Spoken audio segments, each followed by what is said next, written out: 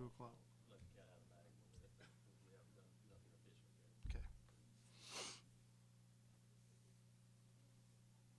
Questions for Coach? And I guess, once again, get pitching that keeps you going, and then Cole Foster with 4 more hits. Yep, kind of a rinse and repeat for Cole, and I think he's playing great defense as well, too.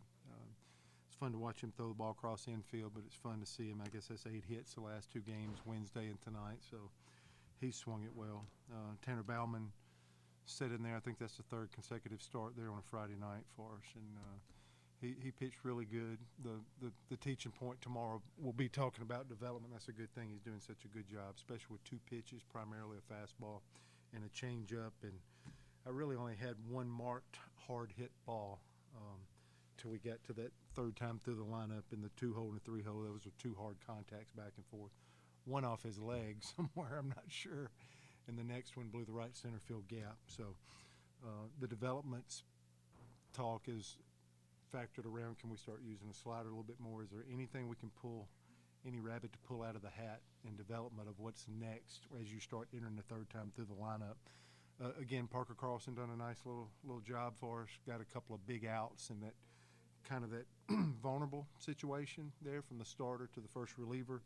We were able to get out of that inning. Trevor Horn shortened it a little bit for John Armstrong. I think every time a first-year player gets out there, maybe they can get a little more comfortable. So hopefully that helps Trevor get to that point and get a little more comfortable. And then I don't think it can be overstated how good a job John Armstrong's done for this team early on, and it's tremendously early.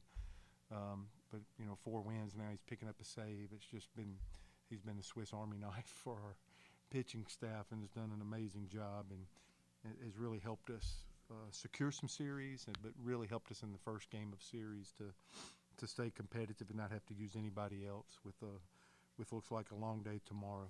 Ike knocks in a couple more at a big time of the ball game. Chris Stanfield continues to want to play. And then my biggest tip of the hat, the other side, is just how competitive Southeastern Louisiana is. They never are trying to give away at bats. They're trying to create offense off the freebie category. We handled it pretty good. We won the big innings tonight. We had the 2 biggest innings. I think it was 18-10 and just total base runners in the freebie war. We won as well. But I thought we were going to score more. A couple of pressure points. After Stanfield, it was pretty quiet. I think we got 1 hit, a 7-8-9 tonight, and had a couple more chances to do stuff. And Garcia is where I tip my hat. I thought their right fielder may have saved 2, 3, 4 runs in the ball game. He went. I thought Nate LaRue hit a ball on the screws toward the right field line early. Then we saw him go to right center, and then we saw him come in and attack a dive play. And immediately after making the catch, look for the next play and fired a howitzer to first base. And Cole Foster did a nice job base running to get back right there. But I thought we were going to churn and do a little bit more. But I have to credit Garcia, the right fielder, just amazing plays in right field. So I give him a ton of credit. 2 9-inning games tomorrow? Yep. Be about 40, 45 minutes or something in between. It'll be our regular start time. It's only the 3rd game that's affected. If you look at the weather forecast, and with 0 tomorrow and 80% for Sunday, it's just the right thing to do. It doesn't matter how you feel or what you're doing. There's no gamesmanship or coaching. It's the right thing to do. So 2 o'clock, just like the second game was going to be, and then about 40 minutes after the first game. It'll be 2 9-inning ball games to clarify as well. Any idea who you're throwing that game to? No clue. I think we'll absolutely see where we're at in the ball game and what we really expend in the first game. But we'll keep Crotchfeld as a game 2 starter like we announced, and so he'll get us started off. And I think we'll just have to see what it takes to get through the first game to announce a guy for game 3. Coach, when you're preparing for a team like this ball club that, like you said, likes to get on base via the free passes and the hit by pitches, and then John Armstrong alluded to this a little bit a minute ago with this, but how much goes into that and talking to the staff to figure out how you're going to approach it? Yeah, well, I talked to him a little bit, and I thought Bauman tried to get a little quicker to the plate, but it elevated the pitch, and we got behind a little bit, behind in the count, elevated.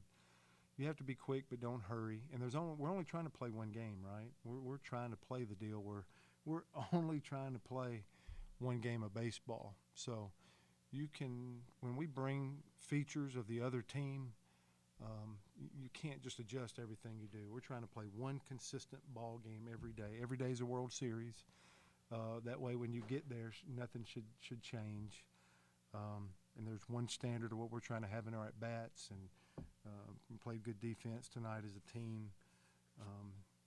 I want them to have awareness without changing who they are and what we do is probably the best way to say it. So you got awareness of features of a team like this, but it can't change who you are and what you do for a series. Now, from a coaching standpoint, it's great to play these teams because every time you encounter somebody that does something different like they do, it prepares you. So each of these 4 weekends have represented some type of growing some lessons, seeing some different strategies take place. But at the end of the day, we have an awareness of what they do, but we're only trying to play one game, and we're really trying to figure out how many pitches can we win over the plate, home plate.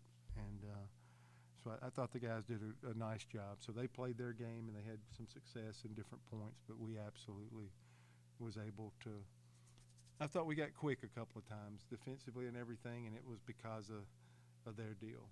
We have to continue to find – we got to get to our number. Some guys are more revved up. Some guys are not, believe it or not.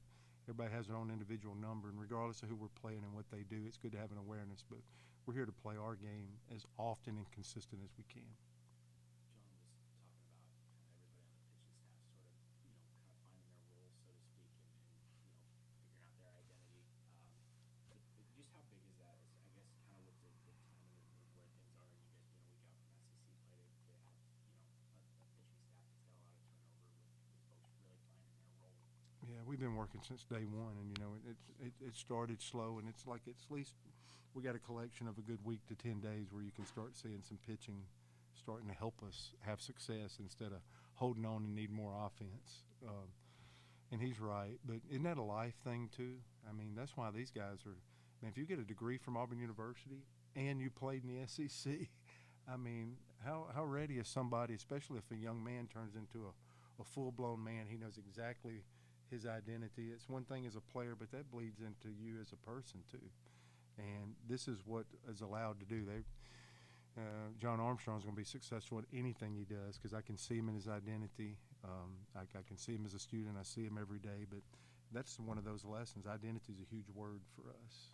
Attack's a big word for us. Legacy, vision, aim as high as you possibly can. Those are 3 or 4 big catchphrases that these guys get tired of hearing me say. But, man, if you can have an experience of pursuing an Auburn degree and you get to do this extracurricular deal of playing Auburn baseball, and you figure out who you are and you have some success, man, that goes with you forever. That's supposed to be why we're here and what we're supposed to be dragging out of them, while they're playing baseball.